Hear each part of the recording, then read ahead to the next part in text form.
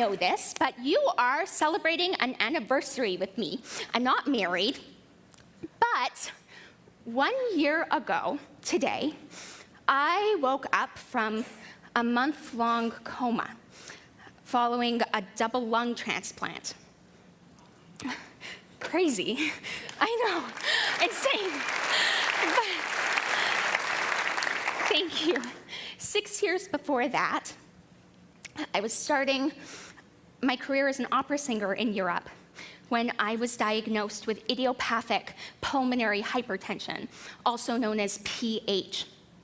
It happens when there's a thickening in the pulmonary veins, making the right side of the heart work overtime and causing what I call the reverse Grinch effect. My heart was 3.5 sizes too big. Physical activity becomes very difficult for people with this condition, and usually after 2 to 5 years, you die. I went to see this specialist, and she was top of the field and told me I had to stop singing.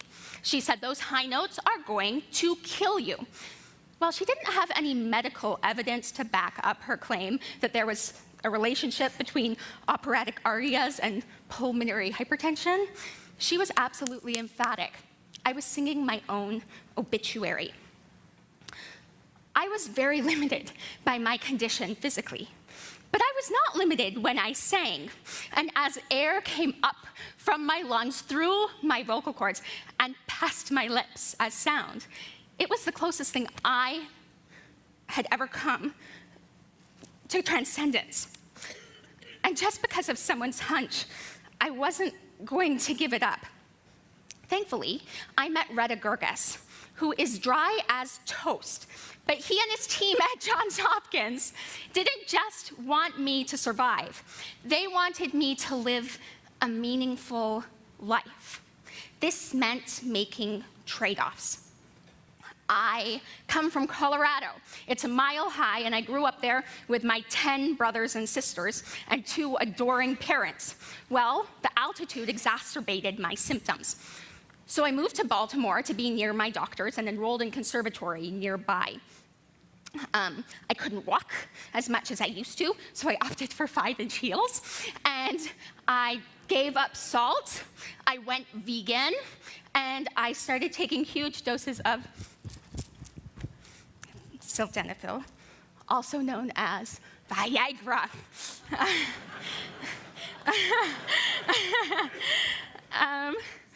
My father and my grandfather were always looking for the newest thing, an alternative or traditional therapies for PH, but after 6 months, I couldn't walk up a small hill, I couldn't climb a flight of stairs, I could barely stand up without feeling like I was going to faint. I had a heart catheterization where they measure this internal arterial pulmonary pressure, which is supposed to be between 15 and 20. Mine was 146. I like to do things big. And it meant one thing. There is a big gun treatment for pulmonary hypertension called Flolan. And it's not just a drug, it's a way of life. Doctors insert a catheter in your chest, which is attached to a pump that weighs about 4.5 pounds. Every day, 24 hours, that pump is at your side administering medicine directly to your heart. And it's not a particularly preferable medicine in many senses. This is a list of the side effects. If you eat too much salt, like a peanut butter and jelly sandwich, you'll probably end up in the ICU. If you go through a metal detector, you'll probably die. If you get a bubble in your medicine because you have to mix it every morning and it stays in there, you probably die. If you run out of medicine, you definitely die. No one wants to go on Flolan. But when I needed it, it was a godsend. Within a few days, I could walk again. Within a few weeks, I was performing. And in a few months, I debuted at the Kennedy Center. The pump was a little bit problematic when performing, so I'd attach it to my inner thigh with the help of a girdle and an ace bandage. Literally hundreds of elevator rides were spent with me alone, stuffing the pump into my Spanx, hoping the doors wouldn't open unexpectedly. And the tubing coming out of my chest was a nightmare for costume designers. I graduated from graduate school in 2006, and I got a fellowship to go back to Europe. A few days after arriving, I met this wonderful old conductor who started casting me in all of these roles. And before long, I was commuting between Budapest, Milan, and Florence. Though I was attached to this ugly, unwanted, high-maintenance mechanical pet, my life was kind of like the happy part in an opera. Very complicated, but in a good way. Then in February of 2008, my grandfather passed away. He was a big figure in all of our lives, and we loved him very much. It certainly didn't prepare me for what came next. 7 weeks later, I got a call from my family. My father had been in a catastrophic car accident, and he died. At 24, my death would have been entirely expected, but his, well, the only way I can articulate how it felt was that it precipitated my medical decline. Against my doctor's and family's wishes, I needed to go back for the funeral. I had to say goodbye in some way, shape, or form.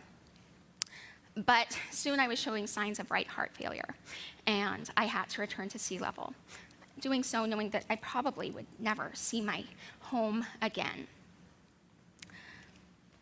I had canceled most of my engagements that summer, but I had one left in Tel Aviv, so I went. After one performance, I could barely drag myself from the stage to the taxi cab.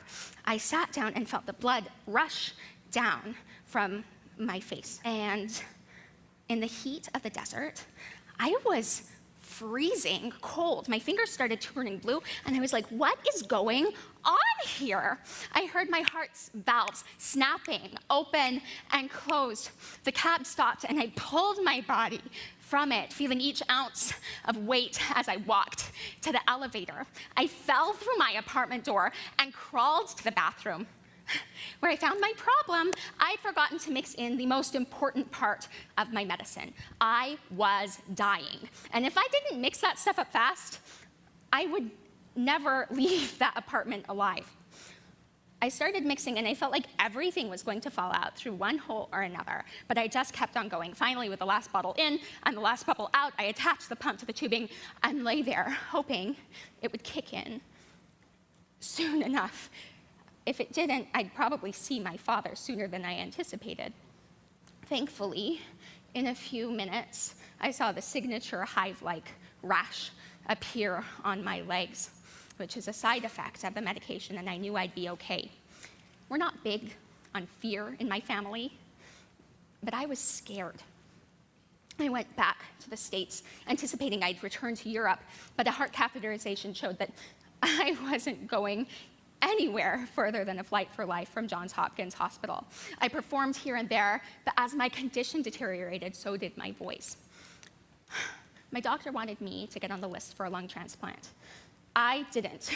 I had two friends who had recently died, months after having very challenging surgeries. I knew another young man, though, who had PH, who died while waiting for one. I wanted to live. I thought stem cells were a good option, but they hadn't developed to a point where I could take advantage of them yet.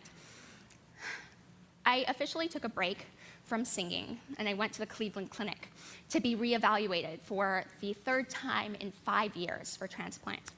I was sitting there kind of unenthusiastically talking with the head transplant surgeon, and I asked him if I needed to transplant, what I could do to prepare.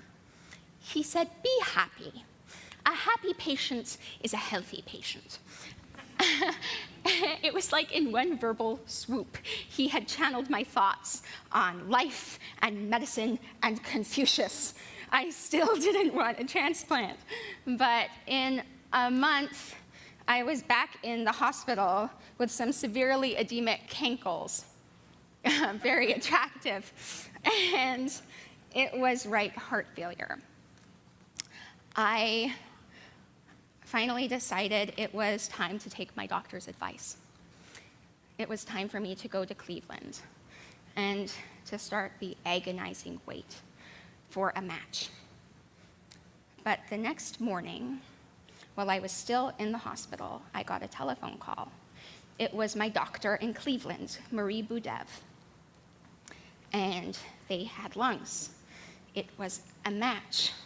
They were from Texas, and everybody was really happy for me, but me, because despite their problems, I'd spent my whole life training my lungs, and I was not particularly enthusiastic about giving them up.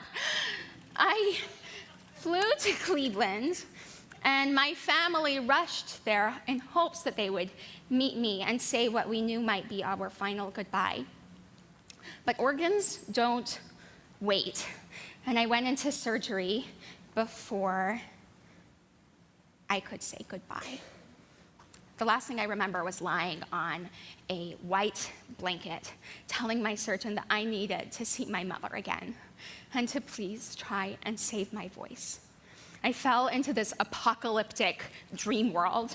During the 13-and-a-half-hour surgery, I flatlined twice. 40 quarts of blood were infused into my body.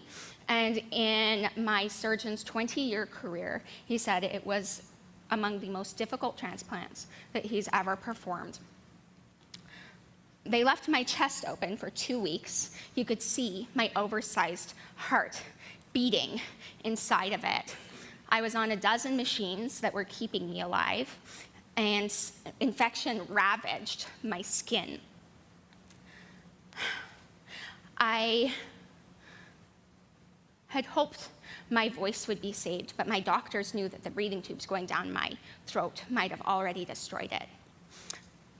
If they stayed in, there was no way I would ever sing again. So my doctor got the ENT, the top guy at the clinic, to come down and give me a surgery to move the tubes around my voice box. He said it would kill me. So my own surgeon performed the procedure in a last-ditch attempt to save my voice. Though my mom couldn't say goodbye to me before the surgery, she didn't leave my side in the months of recovery that followed. And if you want an example of perseverance, grit, and strength in a beautiful little package, it is her. 1 year ago, to this very day, I woke up. I was 95 pounds. There were a dozen tubes coming in and out of my body. I couldn't walk, I couldn't talk, I couldn't eat, I couldn't move. I certainly couldn't sing. I couldn't even breathe. But when I looked up and I saw my mother, I couldn't help but smile. Whether by a Mack truck or by heart failure or faulty lungs, death happens. But life isn't really just about avoiding death, is it? It's about living. Medical conditions don't negate the human condition. And when people are allowed to pursue their passions, doctors will find they have better, happier, and healthier patients. My parents were totally stressed out about me going and auditioning and traveling and performing all over the place, but they knew that it was much better for me to do that than be preoccupied with my own mortality all of the time. And I'm so grateful they did.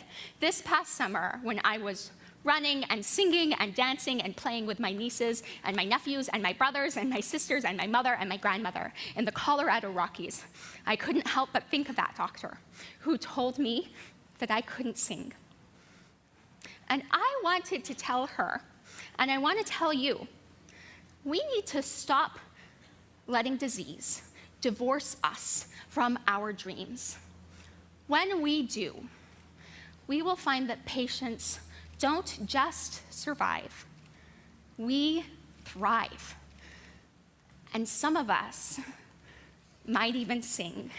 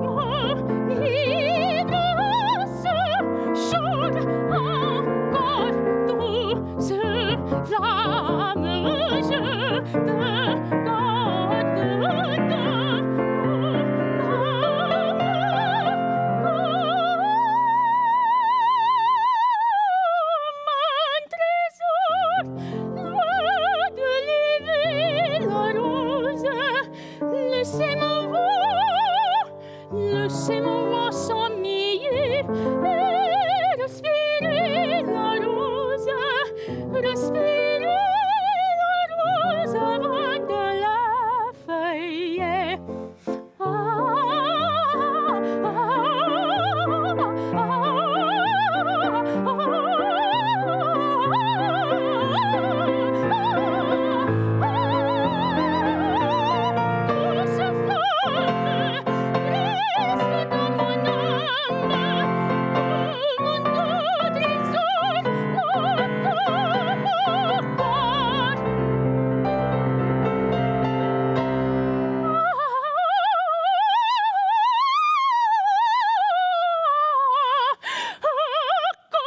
Trésor, langt opp